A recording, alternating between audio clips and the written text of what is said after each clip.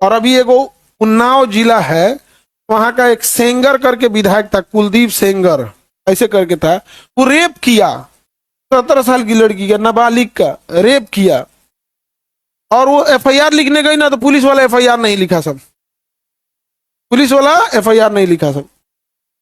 तो विधायक था वो, उन्नाव का विधायक, विधायक के भाई सब जाके लड़की के बाप को इतना मारा सब, इतना मारा सब कि बेचारा अधमरा हो गया।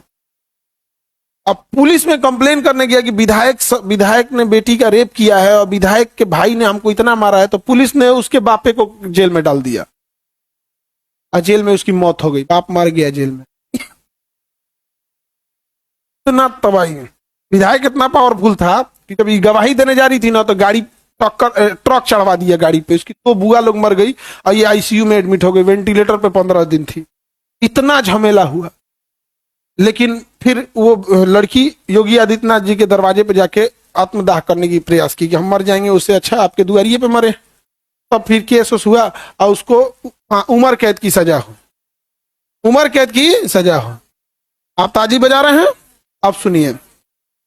कल उसको बेल मिल गया है, हाँ कल उसको बेल मिल गया है। अब सुनो ध्यान से, 140 करोड़ लोगों में किसी की औकात नहीं है जो उसके खिलाफ कुछ बोल सके। अब समझ में आया हम गुलाम क्यों थे? सबको दिख रहा है, सामने है। 140 करोड़ हिंदुस्तान में किसी की औकात नहीं। अच्छा, जो बोल रहा है ना वो इस बात के लिए डरा है कि कहीं मेरा यूट्यूब ना डिलीट हो जाए, कहीं हमारे ऊपर एफआईआर ना हो जाए, ये है खौफ। वो बलात्कारी के खिलाफ बोलने में हालत खराब हो जा रही है लोगों की। समझ में आ गया कि नहीं आ गया? रातें जब जब हम लोग खबर पड़े तो न दिमागे झनक गए। 140 करोड़ लोगों की ये हैसियत है, एक बलात्कारी मुंह पे थूक दिया हम लोग। बाप को मारा पुलिस में, उसके बाद पुलिस कहती है हमारी इज्जत क्यों नहीं है। अरे यार, तुम लोगों ने क्या अपना इज्जत की जगह डर बना दिया तुम लोगों। मुस्कुराइए, आप भारत में हैं। अच्छा, लखनऊ के जस्ट बगल में उन्नाव है। लखनऊ और उन्नाव जिला सटा हुआ है और कहा जाता है मुस्कुराइए आप लखनऊ में हैं। मुस्कुराइए। समझ में देश गुलाम कैसे हुआ था? यही है देश के गुलामी का। किस पार्टी का विधायक था? रूलिंग पार्टी के विधायक में ही इतना पावर होता है, विदाउट रूलिंग में तो होगा नहीं सकेगा। बात तुम फिर पार्टी पे लेके चले आए। बात पार्टी का नहीं कि कांग्रेस का है कि बीजेपी का है कि जदयू का है कि आरजेडी का है कि सपा का है। बात यह है कि वो दरिंदा है। पार्टी को छोड़ो, किस पार्टी का है, फिर तो वही हो जाएगी, पॉलिटिक्स वाली बात हो जाएगी, है कि नहीं यहां पर? अब बस हम इतना बोलते हैं कि यही चीज दुबई में किया रहता तो आज उसका सर काट दिया गया रहता, दुबई में फांसी दे दिया रहता अब तक। लखनऊ के पास का है, लखनऊ के बगल का, लखनऊ राजधानी। तो हम कहते हैं ना, क्राइम ऐसा नहीं है कि दुनिया में कभी खत्म हुआ है, बट इस तरह से जो खुलेआम अपराधी हैं उनको तो कम से कम सजा दो। अच्छा, ये पिता मर गए, तब हो गया, अब बेचारी का क्या, कैसा लगेगा? और कोर्ट ने क्या कहा है? अच्छा, यही कोर्ट कह रहा है कि अरावली हम बचाएंगे। अरे तुम एगो बलात्कारी को बचा रहा है, उसको जमानत दे दिया, ये दादा हो दादा।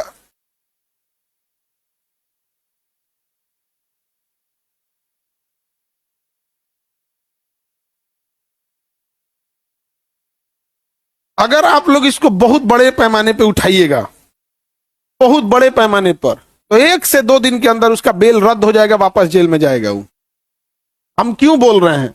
ना वो लड़की को हम जानते हैं, ना उस इंसान से हमारी कोई पर्सनल दुश्मनी। हम बोल रहे हैं इस देश को अच्छा बनाने के लिए। अगर बड़े लेवल पे बोलिएगा तो 1 से 2 दिन के अंदर तो कोर्ट उसका बेल रद्द कर देगा और वापस उसको जेल में सड़ना पड़ेगा। आप समझिए ध्यान से यहाँ पे। और लड़की लोग खाली लड़ाई इस बात का लड़ेंगे कि हमारा कपड़ा पहनने की आजादी होना चाहिए, हमारा ठोड़ रंगने की आजादी होनी। क्या लड़की निकली है इसके लिए? कितना काहे नहीं बन बढ़ेगा? एक को सुने हो अभी तक? हमारा बताना पड़ रहा है लड़की लोग को। हाँ, ट्विटर पे रंग दो लोग, सोशल मीडिया पे। समझ में आ रहा है कि नहीं आ रहा है?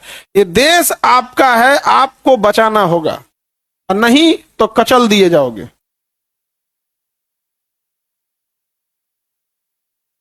सजा हो गई, सजा के बाद बेल देना कोर्ट का काम है। कोर्ट जब बेल देती है तो सरकार से पूछती है, पुलिस डिपार्टमेंट से, कि इसे बेल दिया जाए, अगर ये समाज में जाएगा तो खतरा नहीं ना है। तो वहां पुलिस को अपोज करना चाहिए, साहब बलात्कारी इसको बेल दीजिएगा। तो पुलिस चुप हो गई तो कोर्ट दे दिया। नहीं समझ में आ गया? गांधी जी